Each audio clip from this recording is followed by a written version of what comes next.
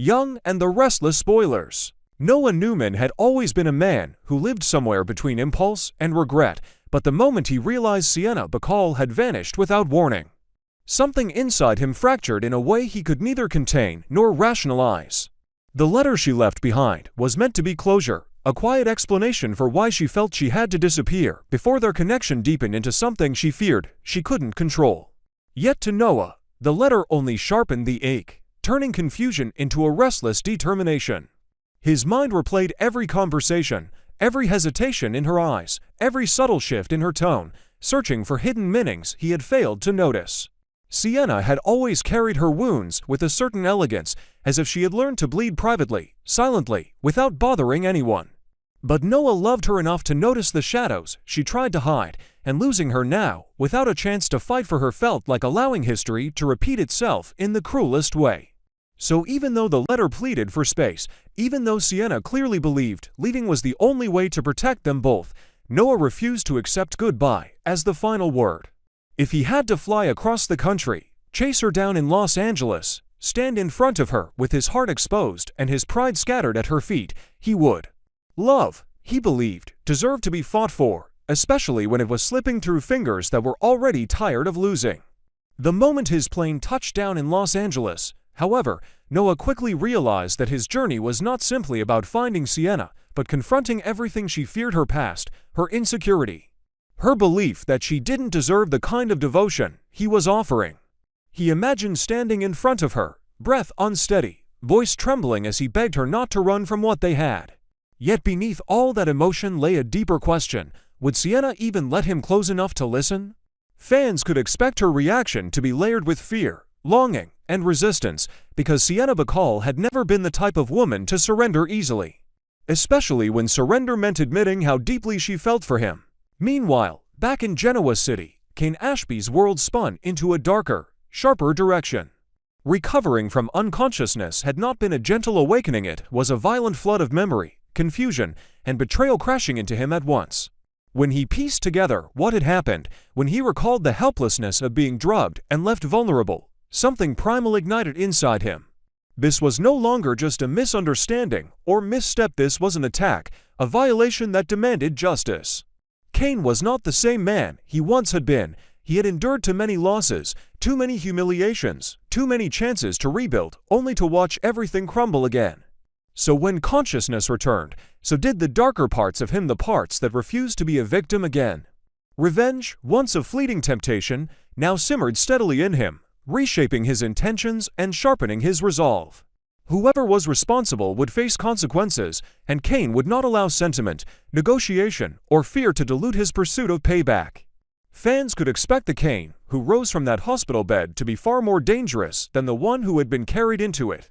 But while Noah sought love across state lines and Kane prepared for retaliation, Mariah Copeland faced the most devastating crossroads of all: the collapse of her freedom and the fragility of her future. Being arrested for kidnapping Dominic had shattered her in ways she was unprepared to confront.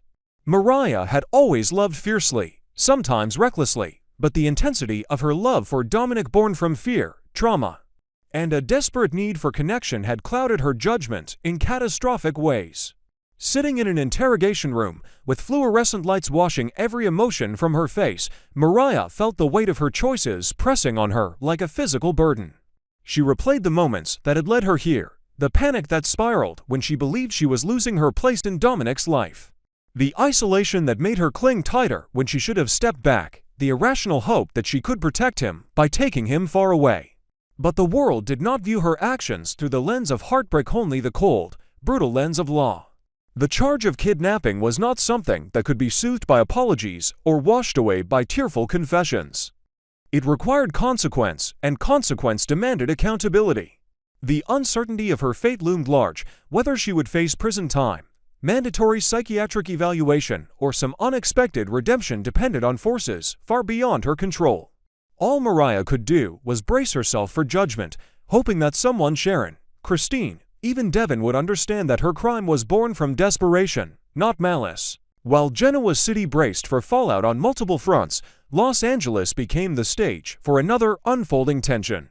Claire Grace Newman's storyline continued weaving itself into the broader chaos of the Newman family, especially as she embarked on another trip with Holden Novak. Claire had always carried a complicated blend of redemption and suspicion, trying to rebuild her identity after a past riddled with manipulation and trauma.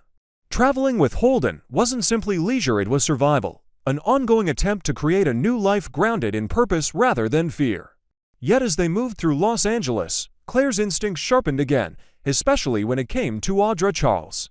Something about Audra's recent behavior had unsettled her, the inconsistencies, the half-truths, the sudden shifts in loyalty.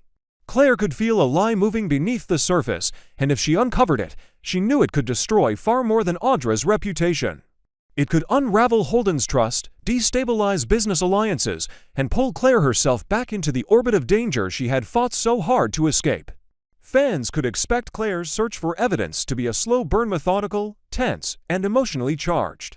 Every clue she discovered would force her to question not just Audra, but also Holden, whose connection to Audra might be deeper and more precarious than he had admitted. And if Claire uncovered something truly damaging, she would be forced to choose between exposing the truth or protecting someone she cared about from a scandal that could consume them both. Back in Los Angeles, Noah's pursuit of Sienna grew more complicated as he traced the quiet emotional trail she left behind. Sienna had not simply run, she had folded herself into a space where she believed Noah could not reach her, where she could hide the pieces of herself she feared would only hurt him.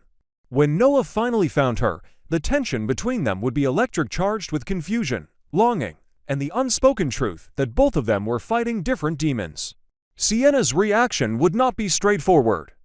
She might lash out, believing Noah deserved better than her fractured self.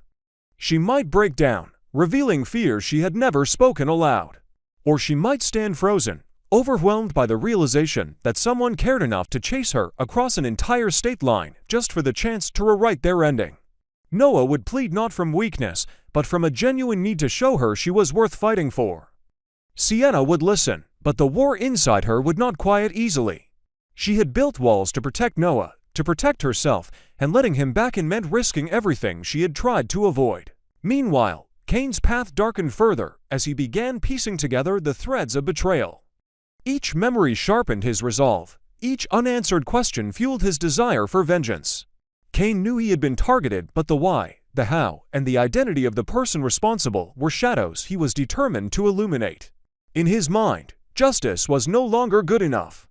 He needed accountability masked as retribution, consequences equal to the humiliation he suffered. And when Kane sought revenge, he did not seek it quietly. Mariah's emotional unraveling deepened the longer she remained behind bars. She feared not the punishment itself, but the permanent loss of Dominic and Tessa. The idea that she could become a stranger to the child she loved and the partner she cherished hollowed her from within.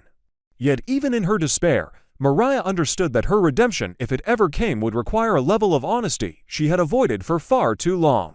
And Claire, standing at the edge of yet another dangerous revelation, found herself confronting a truth no one in her orbit was prepared to face. Some secrets were powerful enough to destroy lives.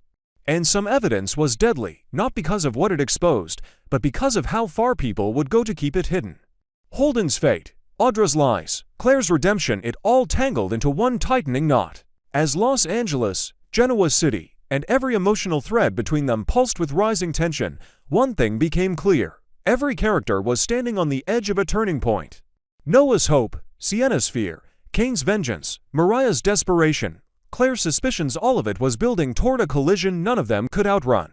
And when the dust finally settled, not everyone would escape unscathed.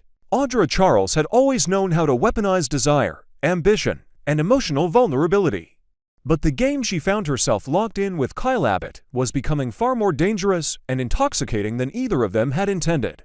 Their connection had evolved into a twisted battlefield where seduction was strategy, manipulation was courtesy, and every lingering glance carried both temptation and threat. They were two people who wanted control, but kept surrendering to impulses that neither fully trusted. Kyle, still reeling from the collapse of his marriage and the constant upheaval in both his personal and professional life, found in Audra a distraction he couldn't resist and a danger he couldn't walk away from. She was a spark he should never touch but kept reaching for anyway. Audra, for her part, had mastered the art of turning vulnerability into advantage, but Kyle had a way of disarming her, making her forget her long-term plans for fleeting, reckless moments of pleasure. They were both suffering, emotionally bruised, spiritually exhausted, but still drawn to each other like moths to a flame, incapable of stopping even though both sensed the fire would eventually consume them. Beneath every flirtation lay a threat, beneath every kiss lay betrayal. Beneath every heated encounter was the promise that one of them would strike first when the game inevitably turned cruel. While Audra and Kyle tightened their emotional noose, Sally Spectra found herself trapped in a moral knot of her own. Billy Abbott's plan, bold and risky as always, required Sally's involvement, yet the minute she realized Phyllis Summers was tangled in the scheme, her stomach twisted with conflict. Sally knew the value of reinvention. She had clawed her way back from humiliation, scandal, and broken dreams more than once. She didn't want to be dragged back into the shadows of schemes that could compromise her newfound stability or her sense of self-worth. Billy made everything sound deceptively simple, almost noble, but Sally understood better than most that Billy's plans often spiraled into chaos, leaving collateral damage in their wake. And Phyllis was a walking storm. Aligning with her, directly or indirectly, meant risking not just reputation but sanity. Yet Sally also felt the pull of wanting to reclaim agency in a town where everyone judged her, underestimated her, or used her. Helping Billy might give her leverage, revenge, or even redemption. But it might also unleash consequences she wasn't ready to face. As she stood on the precipice of that decision, her heart battled her instinct. The redhead, who once acted impulsively, now understood that every move in Genoa City had a cost. Meanwhile, miles away in a stark hospital room, Kane Ashby stirred beneath the fog of medication, confusion giving way to a surge of burning anger. Awakening from being drugged was not like waking from sleep. It was like clawing out of a grave someone else had buried him in. His first emotions were panic and disorientation, but as memory sharpened, so did rage.